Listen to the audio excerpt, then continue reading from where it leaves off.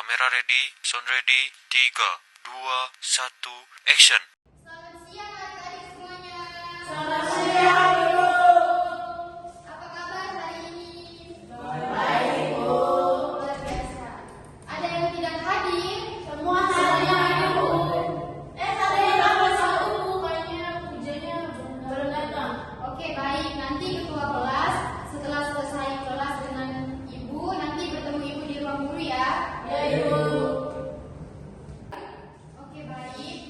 Untuk Ibu, saya persilakan untuk mengambil tempat duduk. Terima kasih. Oke, sebelum kita memulai kegiatan kita pada hari ini, Ibu minta salah satu teman untuk memimpin kita dalam doa.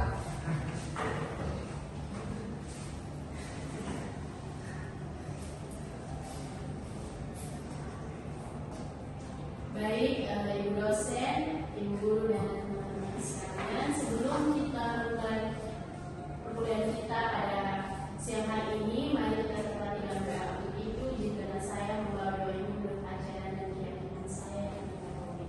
Mari kita berdoa dalam nama Bapa dan Putra dan Roh Kudus. Amin. Dalam nama Bapa dan Putra dan Roh Kudus. Oke, baik adik-adik. Hari ini kita akan belajar tentang aktualisasi Pancasila dalam menghadapi tantangan globalisasi. Nah, globalisasi itu membuat dunia terasa semakin lebih dekat. Kita bisa saja dengan mudah mendapatkan informasi, barang, bahkan kebiasaan-kebiasaan dari negara-negara lain di luar sana. Dari globalisasi ini tentunya pasti ada dampak positif dan negatifnya. Bahkan ada juga resiko dan tantangan yang akan kita dapat. Oleh karena itu tentunya untuk penjelasan lebih lanjutnya, Ibu akan memberikan waktu dan kesempatan kepada ketiga ibu guru ini untuk menjelaskan lebih lanjut kepada adik-adik semuanya, untuk lebih memperjelas materi dan tujuan untuk pembelajaran kita pada hari ini. Di sini ketiga ibu guru ini akan menjelaskan dengan menggunakan teori yang sudah kita belajar sebelumnya, yaitu teori behavioristik, konstruktivisme, dan juga teori kognitivisme. Kepada Ibu Grace, saya persilakan. Mengetahui apa itu globalisasi serta dampak positif, dampak negatif dari globalisasi, dan bagaimana sih Pancasila dan kenapa sih Pancasila bisa sangat penting untuk mengatasi arus globalisasi dalam kehidupan kita. Pancasila itu penting. Jadi meminta kesediaan dari kakak yang pakai baju coklat, namanya siapa? Ya, kesediaan dari adik-adik membaca. Globalisasi merupakan proses integrasi internasional yang terjadi karena pertukaran pandangan dunia, produk pemikiran, dan aspek-aspek kebudayaan lainnya. Kemajuan teknologi informasi dan transportasi membuat jarak dan waktu seolah-olah tidak ada lagi. Kita bisa berkomunikasi, belanja, atau mengetahui peristiwa di belahan dunia lain secara instan. Oke, baik, adik-adik, terima kasih. Sama-sama, Ibu. Jadi adik-adik, ini merupakan gambaran besar tentang globalisasi. Dan di sini Ibu akan menyederhanakan apa sih itu globalisasi. Jadi adik-adik, secara sederhana, globalisasi adalah proses di mana dunia terasa menjadi satu kampung atau berada dalam satu wilayah yang sama, di mana tidak ada sama sekali batas atau jarak waktu yang dapat memisahkan kita. Contohnya adik-adik, seperti ketika kita membuka HP kita dalam waktu 5 detik saja, kita bisa mengetahui apa saja berita-berita yang terjadi di Amerika sana, dan kita juga bisa berbelanja dari Cina, dan juga kita bisa mengobrol dengan teman di mancanegara. Jadi adik-adik, kita kan telah belajar apa itu globalisasi dan seberapa dekat sih globalisasi dalam kehidupan kita sehari-hari. Nah, di sini juga kita perlu mengetahui apa dampak positif dan dampak negatif dari globalisasi. Bisa kita lihat di slide PPT, di mana dampak positif dari globalisasi itu ialah kemajuan ilmu pengetahuan dan teknologi, kemudahan komunikasi dan penekanan, perluasan wawasan antar bangsa. Dan ada juga dampak negatifnya, di mana runtuhnya nilai agama dan moral, tumbuhnya sikap individualisme dan hedonisme, mudahnya rasa persatuan dan budaya lokal, penyebaran informasi yang tidak terfilter. Jadi adik-adik, globalisasi itu bukan musuh. Globalisasi itu dia sama seperti pisau, di mana dia bisa sangat berguna, tetapi bisa juga sangat berbahaya tergantung cara kita memakainya. Materi yang terakhir, Ibu mau mempersilakan kepada adik-adik yang ingin bertanya. Baik, silakan. Bu, kalau globalisasi membawa dampak negatif seperti runtuhnya budaya lokal, kenapa kita tidak mengikuti saja dari globalisasi? Wah, pertanyaan yang sangat bagus dan sangat kritis. Mungkin sebelum Ibu menjawab, ada dari adik-adik semua yang ingin menjawab pertanyaan, Ibu silahkan. Ingat ya, jangan takut menjawab karena kita di sini sama-sama belajar. Baik, di sini izinkan Ibu untuk menambah sedikit dari jawaban yang telah diberikan oleh adik Eka. Jadi, kalau kita mau menutup diri dari globalisasi, itu tidak mungkin. Justru, itu akan membuat kita tertinggal jauh dari perkembangan lainnya, seperti perkembangan teknologi, ekonomi, dan pengetahuan. Jadi, yang perlu kita lakukan bukan menutup diri, tetapi kita memasang filter terbaik yang sudah ada, yaitu Pancasila. Baik, adik-adik semua, materi terakhir yang akan dibawakan oleh Ibu ialah mengapa Pancasila itu penting. Jadi adik-adik semua, globalisasi itu telah menimbulkan berbagai dampak. Salah satunya seperti telah kita pelajari sebelumnya, ada juga dampak negatifnya. Nah, bagaimana sih cara kita untuk menanggulangi dampak dari globalisasi tersebut? Di mana kita bisa menanggulanginya dengan Pancasila. Di mana adik-adik, Pancasila itu bukan sekedar hafalan yang kita tulis di sebuah kertas, tetapi Pancasila adalah kompas moral hidup kita. Di tengah banjirnya arus informasi yang sangat banyak yang pengaruh dari luar, Pancasila memberikan standar mana yang baik dan mana yang buruk, mana yang boleh diterima dan mana yang harus kita tolak. Seperti ketika kita mau ikut tren yang bertentangan dengan nilai agama atau budaya, itu sudah melanggar sila pertama. Atau ketika kita ada hoax yang memecah persatuan kita, itu telah melanggar sila ketiga yang mengingatkan kita untuk tidak mudah terprovokasi. Adik-adik, selanjutnya Ibu akan menjelaskan tentang peran Pancasila sebagai perisai. Yang pertama itu ada sumber nilai dan etika. Adik-adik, di tengah arus globalisasi ini, kita melihat banyak nilai dan kebiasaan yang datang dari luar negeri. Tetapi dengan adanya Pancasila itu yang menjadikan kita untuk memilih mana yang baik dan mana yang tidak baik untuk kita bisa terima. Sebagai contohnya itu, ketika kita berkomunikasi di media sosial, kita harus menggunakan bahasa yang baik atau bahasa yang bisa menghargai orang lain. Dan kita itu tidak boleh menggunakan bahasa yang kasar atau bahasa yang bisa menyakiti orang lain. Bisa dimengerti toh? Bisa. Tiga. Contohnya, kita boleh tahu dan menghargai budaya lain, tetapi kita itu tidak boleh meninggalkan bahasa yang kita sering gunakan dalam kehidupan kita. Baik, yang kedua itu adik-adik, pemersatu bangsa.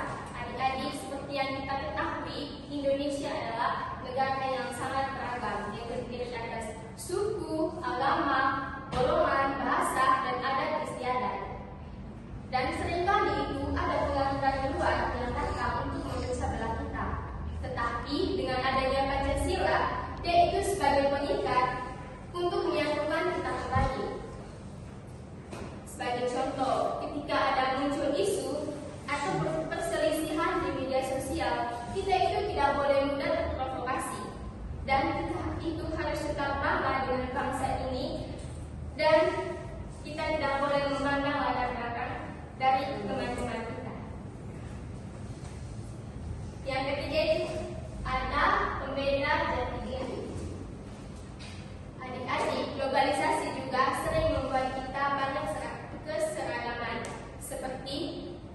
gaya bahasa, berbicara, bahkan berpikir.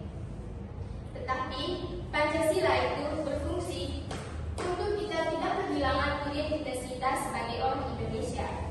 Selanjutnya, yang keempat itu ada pengendali perubahan, memastikan kemajuan teknologi dan ekonomi tetap berpihak pada kemanusiaan dan keadilan. Seperti kita menggunakan internet dan teknologi itu untuk kepentingan belajar, membantu orang lain, dan mencari ilmu, bukan untuk semata-mata menyenangkan kesenangan kita atau menipu orang lain dengan berkomunikasi yang tidak baik. Halo adik-adik semua. Halo Ibu. Kenalkan, nama Ibu Elma Kasmetan, biasa dipanggil sebagai Elma. Di sini Ibu akan membawa materi terakhir, yaitu tantangan globalisasi. Di sini tantangan globalisasi itu mencakup dua aspek besar. Yang pertama ada tantangan positif dan yang kedua itu tantangan negatif. Tantangan positif yang pertama itu mempermudah akses informasi dan komunikasi melalui teknologi internet. Di zaman era globalisasi saat ini, pasti kita sudah memiliki handphone, laptop, dan internet juga sekarang sudah bagus. Nah, di sini melalui akses informasi yang begitu cepat dan teknologi yang begitu maju, kita bisa memperoleh komunikasi yang sangat cepat. Seperti misalnya Ibu di Kupang, terus teman Ibu Novi di Manggarai, kita bisa sering video call, chatting, bisa seperti itu. Yang kedua itu meningkatkan peluang kerja dan usaha karena pasar menjadi lebih luas. Globalisasi melahirkan konsep pasar global atau ekspor impor yang lebih mudah. Pelaku usaha lokal ini bisa menjual produknya ke luar negeri tanpa harus membuka toko di tempat tersebut. Selain itu, muncul jenis pekerjaan baru berbasis digital seperti remote working untuk perusahaan asing. Yang ketiga itu mempercepat perkembangan ilmu pengetahuan dan juga teknologi. Di sini mementingkan bahwa kolaborasi antar peneliti dan ilmuwan dari berbagai negara menjadi sangat mudah. Transfer teknologi dari negara maju ke negara berkembang berjalan lebih cepat sehingga memicu sebuah inovasi di berbagai bidang seperti medis, transportasi, dan juga energi terbarukan. Berikutnya adalah mempererat hubungan antar negara dalam bidang ekonomi, pendidikan, dan juga budaya. Ketergantungan yang saling menguntungkan membuat negara-negara cenderung menjaga perdamaian. Contohnya kerjasama beasiswa pendidikan antar negara, perjanjian perdagangan bebas, dan festival budaya internasional yang meningkatkan toleransi. Berikutnya adalah meningkatkan kualitas sumber daya manusia melalui pertukaran pengetahuan dan juga pengalaman.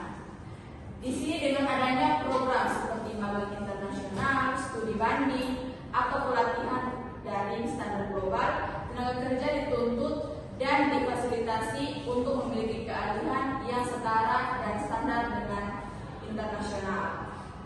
Berikut ada tantangan negatifnya. Yang pertama, masuknya budaya asing yang dapat mengurangi kecintaan terhadap budaya lokal. Arus budaya luar seperti gaya hidup barat atau tren pop saat ini seperti dari kalau sekarang budaya asing masuk di kita punya negara itu dalam bentuk berpakaian. Seperti kayak perempuan suka pakai baju yang di atas pusat. Ini memiliki pertanyaan yaitu bagaimana solusi dari tantangan-tantangan yang telah tadi sudah terpapar di slide berikut.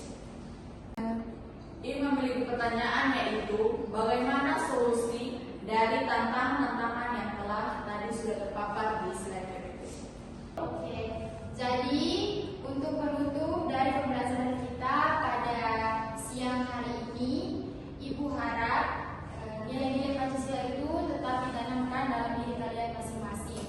Jangan pernah melupakan nilai-nilai itu dalam kehidupan kita sehari-hari.